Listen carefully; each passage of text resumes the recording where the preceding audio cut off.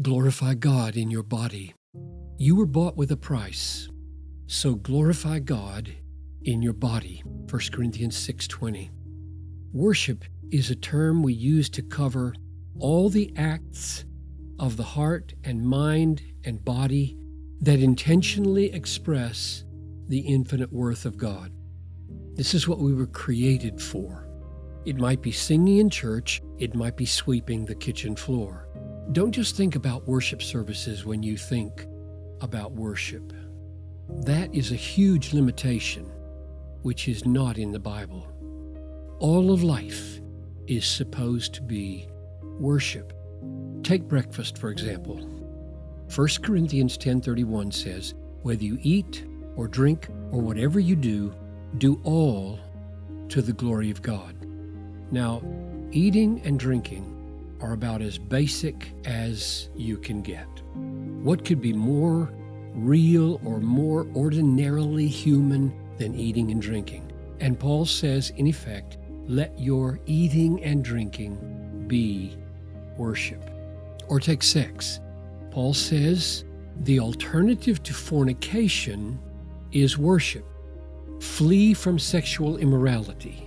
Every other sin a person commits is outside the body, but the sexually immoral person sins against his own body. Or do you not know that your body is the temple of the Holy Spirit within you, whom you have from God? You are not your own, for you were bought with a price, so glorify God in your body. 1 Corinthians 6:18-20. That is, worship with your body by the way you handle your sexuality. Or take death for a final example. We will experience death in our bodies. In fact, it will be the last act of the body on this earth. The body bids farewell. How shall we worship in that last act of the body?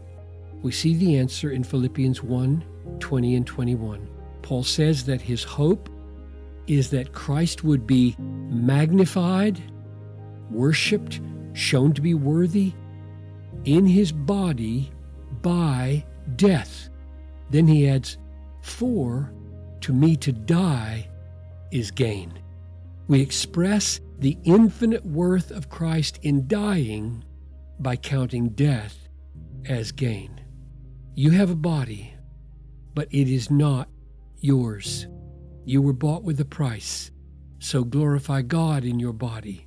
You are always in a temple, always worship.